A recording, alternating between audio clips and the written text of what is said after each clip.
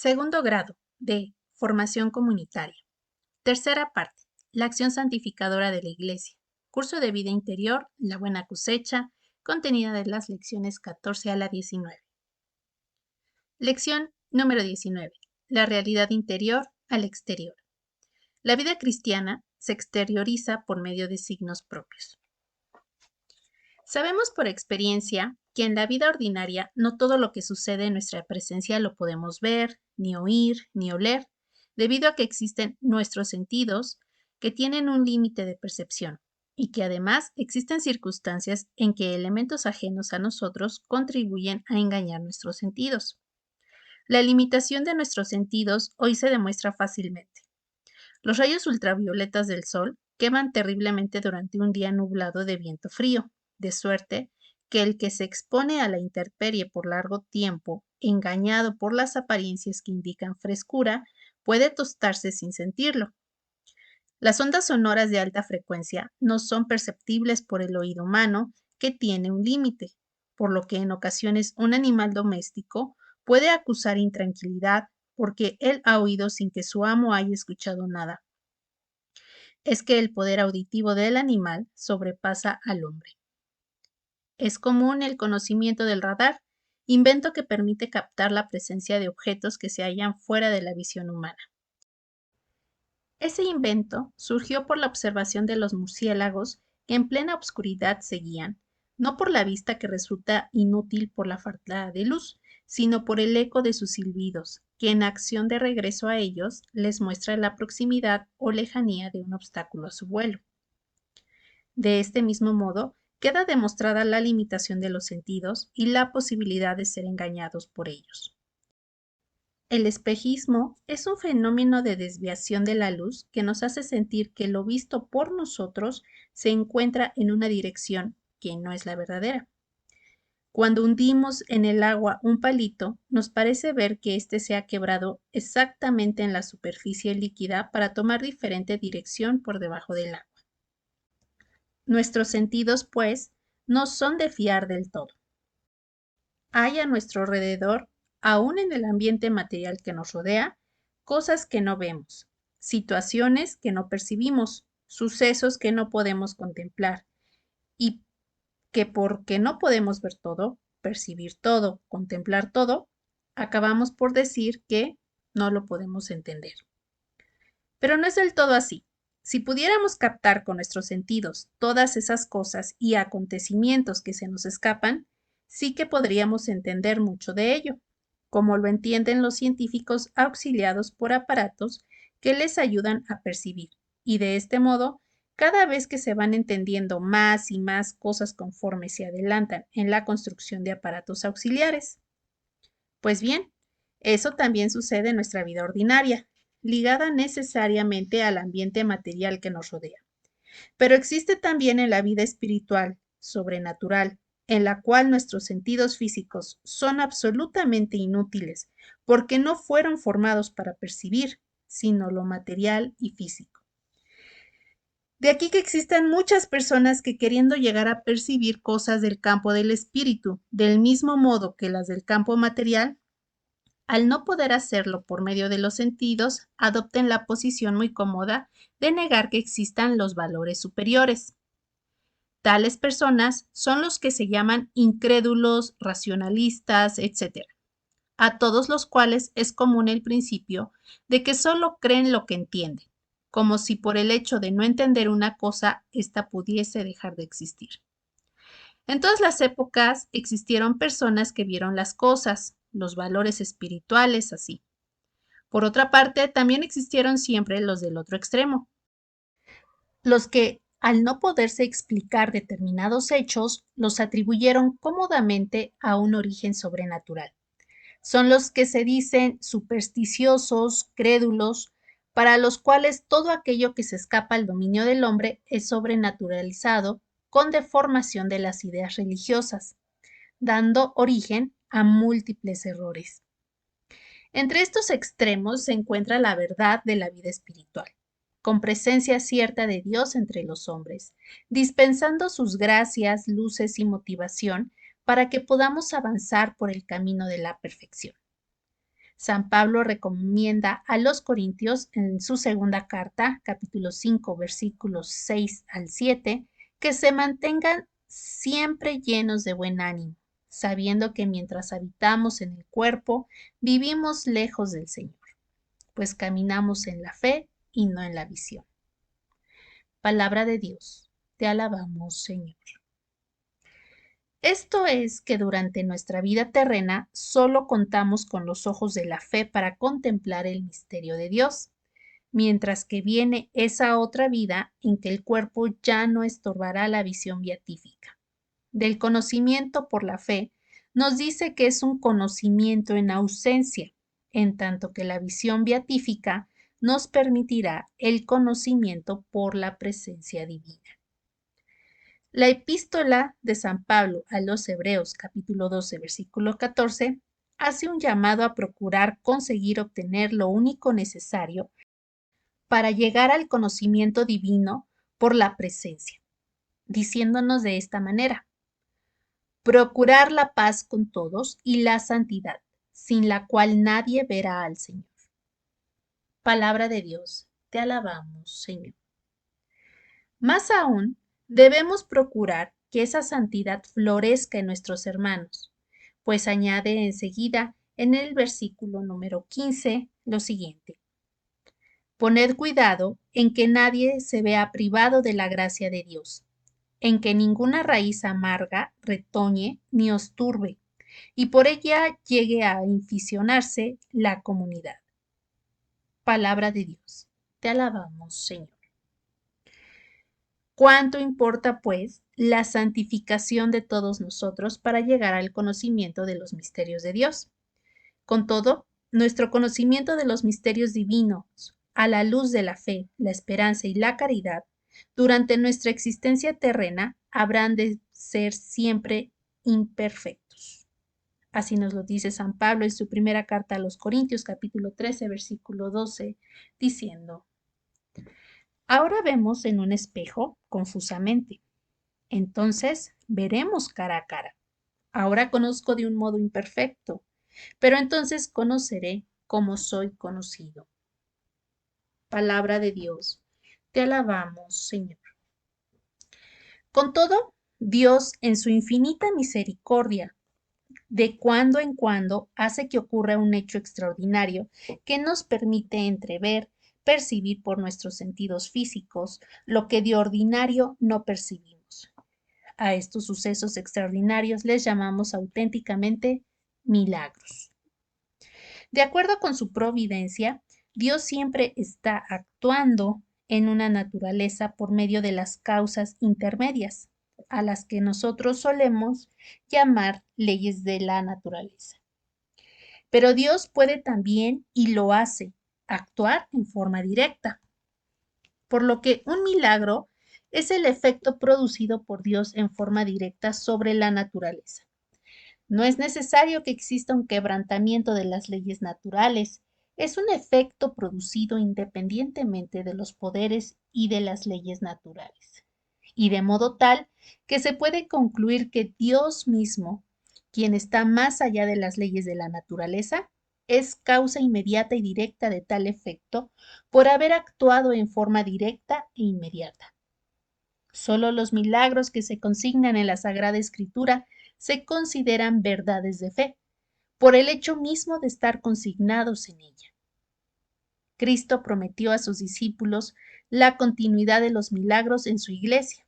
Así nos lo narra San Juan en su capítulo 14, versículo 12, diciendo: yo os aseguro, el que crea en mí, hará él también las obras que yo hago, y hará mayores aún, porque yo voy al Padre. Palabra de Dios. Te alabamos, Señor. Es decir, por la intercesión que Cristo hará por nosotros delante del Padre. La Iglesia Católica exhibe los milagros y seguirá exhibiéndolos. El católico está obligado a aceptar los milagros que la Iglesia exhibe. Con todo, el carácter milagroso de cada acontecimiento, que debe de ser acreditado con pruebas fehacientes. Cristo nos dejó el don de hacer milagros, no como parte de las funciones ordinarias de los ministros de su iglesia, sino en función de señales sensibles que ayuden a fomentar la fe, concedidas a quienes tienen una fe sólida. Así nos lo narra el Evangelio de Marcos, capítulo 16, versículos 17-18, diciendo: Estas son las señales que acompañarán a los que crean. En mi nombre expulsarán demonios, hablarán en lenguas nuevas, tomarán serpientes en sus manos, y aunque beban veneno, no les hará daño. Impondrán las manos sobre los enfermos y se pondrán bien. Palabra de Dios. Te alabamos, Señor. Estos dones se encierran dentro de los dones llamados carismas, término usado por San Pablo para denotar los poderes otorgados por Dios, ante todo para bien de otros, más bien que en provecho del que los recibe. Así nos lo narra San Pablo en la primera carta a los Corintios, capítulo 12, versículos del 7 al 11. A cada cual se le otorga la manifestación del Espíritu para provecho común, porque a uno se le da por el Espíritu palabra de sabiduría, a otro palabra de ciencia, según el mismo Espíritu, a otro fe en el mismo Espíritu, a otro carisma de curaciones, en el único Espíritu, a otro poder de milagros, a otro profecía, a otro don de interpretarlas. Pero todas estas cosas las obra un mismo y un único Espíritu, distribuyéndolas a cada uno en particular según su voluntad. Palabra de Dios, te alabamos, Señor. Notemos dos cosas aquí. La primera, el apóstol atribuye al Espíritu Santo el reparto de los dones. Y segundo, todo don concedido es en función de servicio a la comunidad. El otorgamiento de carismas no implica necesariamente santidad en la persona que lo recibe, ni es recompensa al mérito, sino que se otorga ordinariamente para que el individuo sea útil a la comunidad. San Pablo enumera 9 carismas, como los hemos visto, pero Santo Tomás de Aquino los clasifica en 3 grupos. El primero, los que miran al conocimiento de las cosas divinas. El segundo, los que otorgan facultad para exponer la verdad divina. Y tercero, el poder de obrar milagros. Verdad de fe es que en la Iglesia existen los milagros y que su extensión y la conversión de los hombres se han logrado apoyados en los milagros. Así nos lo narra San Marcos en el capítulo 16, versículo 20, donde nos narra: salieron a predicar por todas partes, colaborando el Señor con ellos y confirmando la palabra con las señales que la acompañaban. Palabra de Dios. Te alabamos, Señor. Tal como hemos dicho anteriormente, los milagros deben de ser atribuidos correctamente a los méritos de Cristo.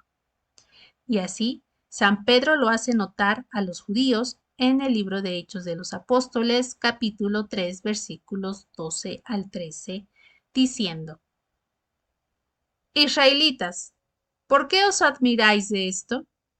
¿Por qué nos miráis fijamente como si por nuestro poder o piedad hubiéramos hecho caminar a éste? El Dios de Abraham, de Isaac y de Jacob, el Dios de nuestros padres, ha glorificado a su siervo Jesús, a quien vosotros entregasteis y de quien renegasteis ante Pilato, cuando éste estaba resuelto a ponerle en libertad. Palabra de Dios, te alabamos, Señor.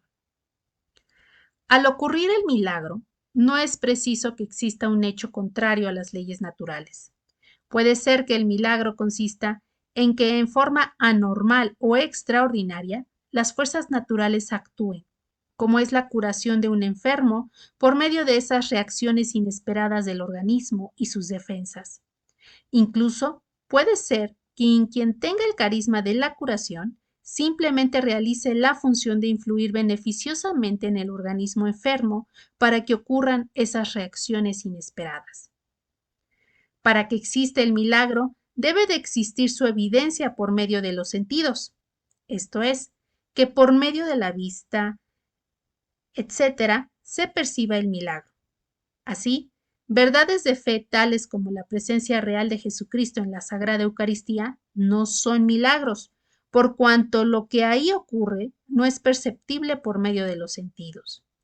Es una verdad de fe, pero no un milagro. Con todo, han ocurrido milagros eucarísticos por los cuales esa misma presencia real de Jesús en la Eucaristía ha sido contemplada por la mirada física de algunas personas favorecidas. Los carismas en la vida de la Iglesia.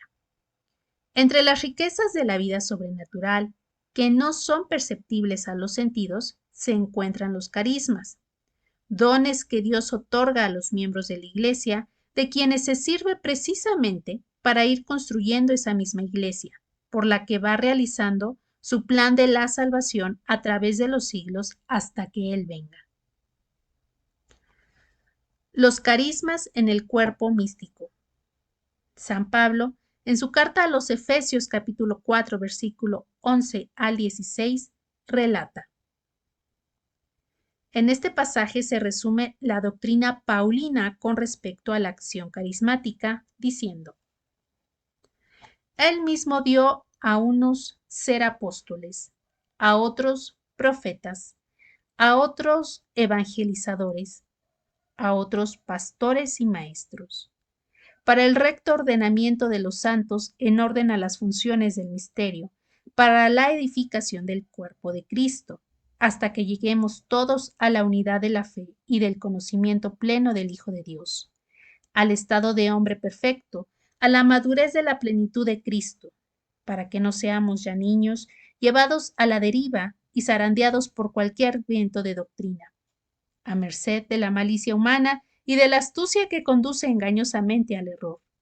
Antes bien, siendo sinceros en el amor, crezcamos hasta que aquel que es la cabeza, Cristo, de quien todo el cuerpo recibe trabazón y cohesión, por medio de toda clase de junturas que llevan la nutrición según la actividad propia de cada una de las partes, realizando así el crecimiento del cuerpo para su edificación en el amor. Palabra de Dios. Te alabamos, Señor. Este solo pasaje es toda una lección del aprovechamiento que debemos de realizar de los múltiples dones que Dios otorga a cada uno. Si sabemos combinarlos actuando en labor de equipo, conseguiremos entre todos resultados sorprendentes. Y fijémonos en que el Señor no ha querido dar su riqueza total a uno solo, sino parcialmente, para que nos veamos obligados a acudir al esfuerzo común y nunca al apostolado individual, donde necesariamente somos limitados y deficientes. Al apostolado individual queda reservado a las circunstancias personales, donde es imposible valerse de la ayuda de los hermanos.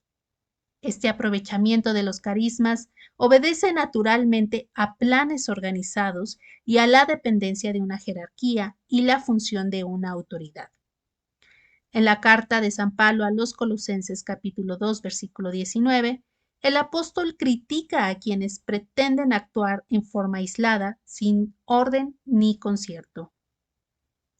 Y así nos narra: sin mantenerse unidos a la cabeza, de la cual todo el cuerpo, por medio de junturas y ligamentos, recibe nutrición y cohesión, para realizar su crecimiento en Dios.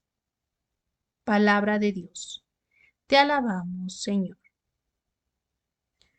Para nosotros, la cabeza es Cristo, quien realiza su jefatura a través de la jerarquía eclesiástica, y así nos llega descendiente.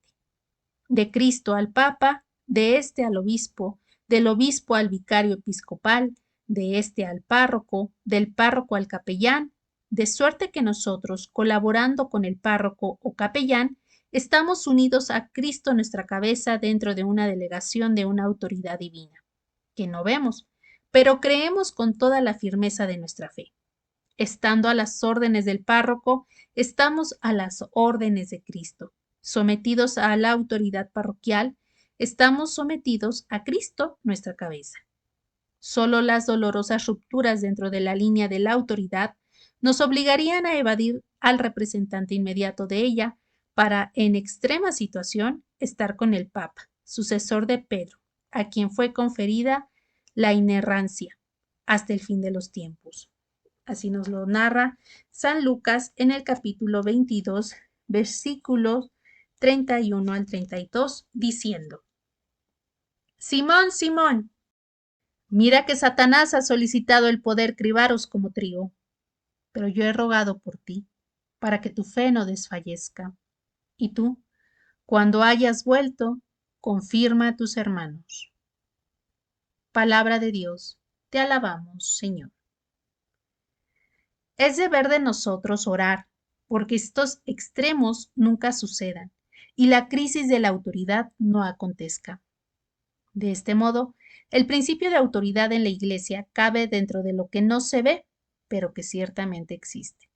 Esta autoridad no se sustenta sobre armas ni soldados como las autoridades terrenas, sino en la personal aceptación del cristiano que percibe a su cabeza, Cristo, a la luz de la fe, en un hombre que a los ojos del mundo es como los demás.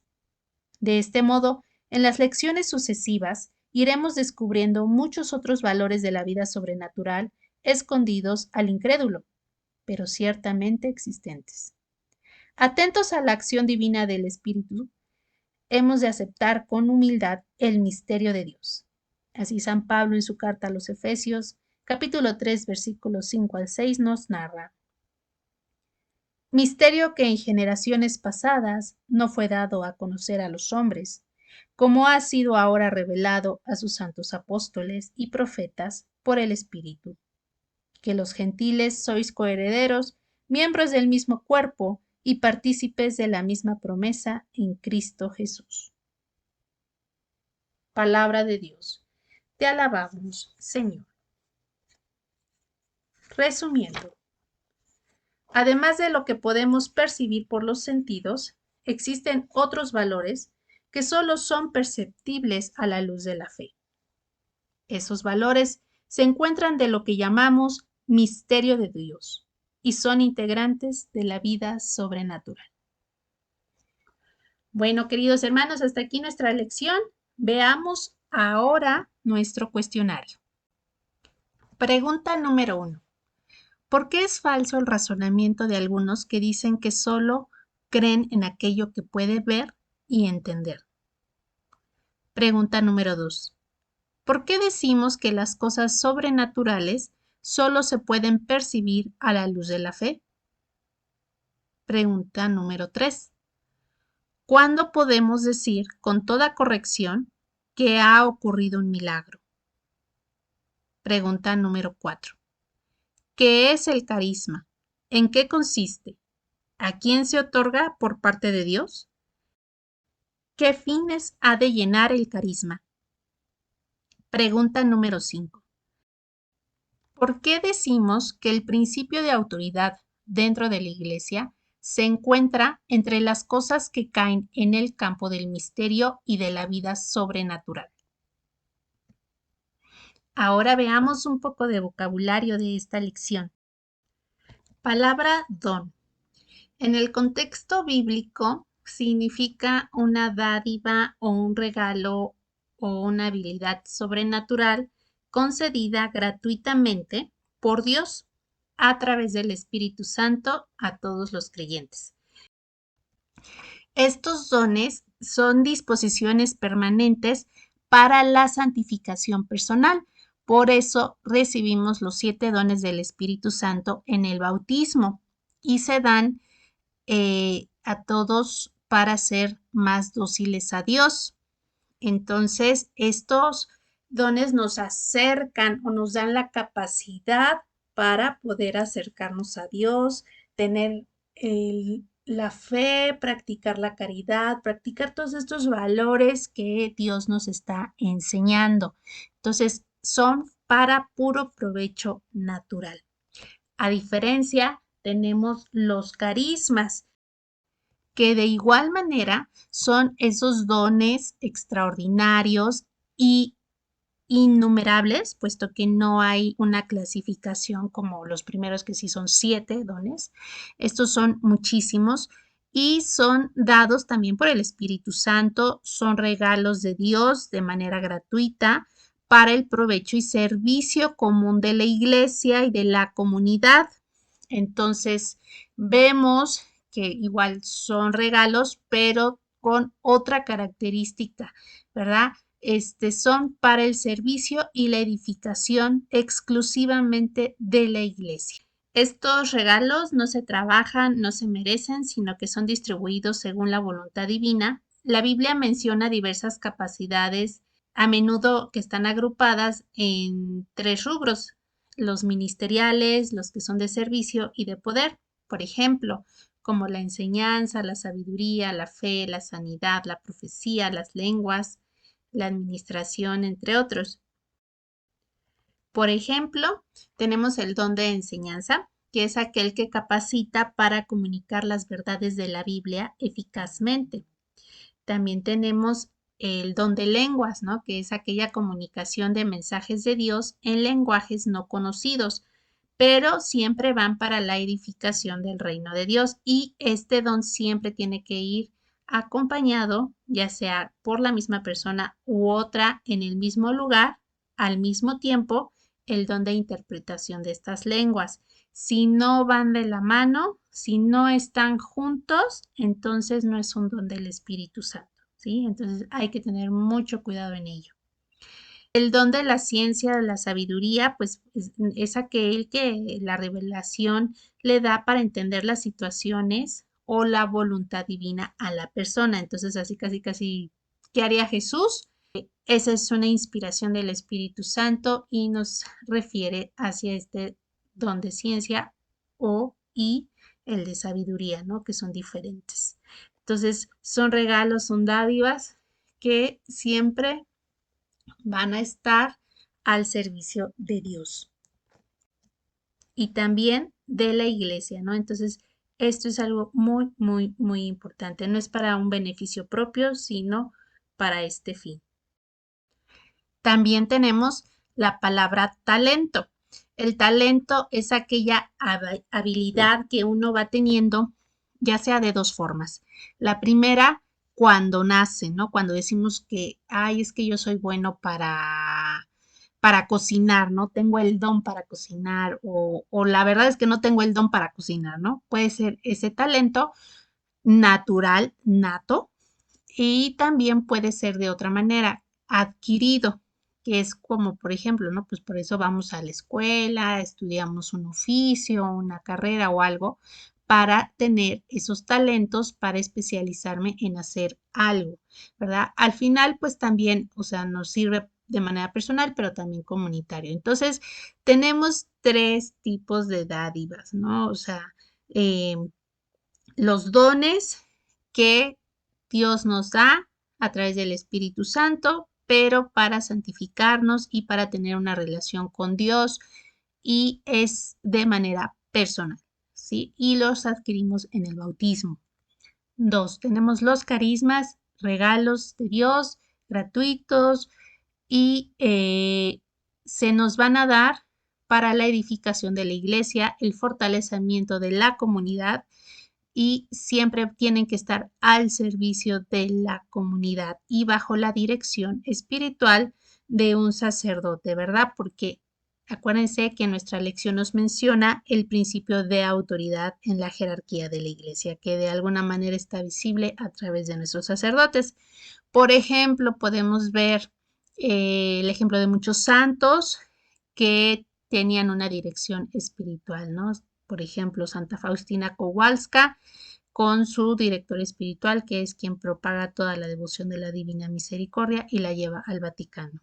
Entonces, no son para beneficio propio, sino comunitarios. Entonces, esa es la diferencia muy básica. Espero que la hayan podido entender para que no nos confundamos, porque hay mucha maledicencia en todo esto Y también un punto muy importante, cuando los carismas ya no se ocupan, que por ejemplo, no, pues es que yo estaba aquí dando clases de pastoral, tenía el don de enseñanza y demás, pero ya no soy director, ya hasta me salí de pastoral, ya ni siquiera estoy en un grupo formativo ni nada, ¿no? Puede suceder. ¿Qué pasa con ese don de enseñanza? Simplemente se duerme. Dios no te quita nada. Así que si no los trabajamos, pues se adormecen como un músculo, ¿no? O sea, si no lo practicas, si no le das fuerza, si no lo ejercitas, pues se va a volver flácido, pero pues el músculo no desaparece, ¿no? Entonces, somos atletas de Dios, entonces hay que trabajar. Y de igual manera, si yo no lo tengo y me pongo a dar clases, a lo mejor las primeras van a salir mal, pero por gracia de Dios, porque Dios es quien da estos dones, entonces Dios nos va a dar esa guía y ese don para poder transmitir las cosas de Dios. Entonces, entre más al servicio de Dios estemos, más se nos van a desarrollar estos carismas, ¿verdad? Entonces, hay que estar pendientes y tener siempre mucho cuidado de saber identificarlos para que puedan estar al servicio de Dios. Ahora, también crecen. Hay carismas que empiezan con algo sencillo y van creciendo o van a un segundo paso o un tercer paso, pero eso solamente lo vamos a saber con la oración, el discernimiento y la dirección espiritual de un sacerdote. Y la última palabra de este vocabulario será inerrancia, que significa la ausencia de error, o sea, algo que no se equivoca. Y bueno, pues ahora como la última parte de esta lección, vamos a ver las referencias del Catecismo de la Iglesia Católica en relación a estos carismas y que están al servicio de la comunión eclesial. Para empezar, bueno, pues tenemos el 688, donde nos habla de los carismas de la doctrina paulina, el 768, el 798 al 801, 874, 951, 2003. Y bueno, pues hasta aquí nuestra lección número 19. Muchas gracias por escucharla. No te olvides de compartirla con tus hermanos de este curso y nos estamos viendo para la próxima. Luz y Sal, reunir y servir. Dios les bendiga. Hasta pronto.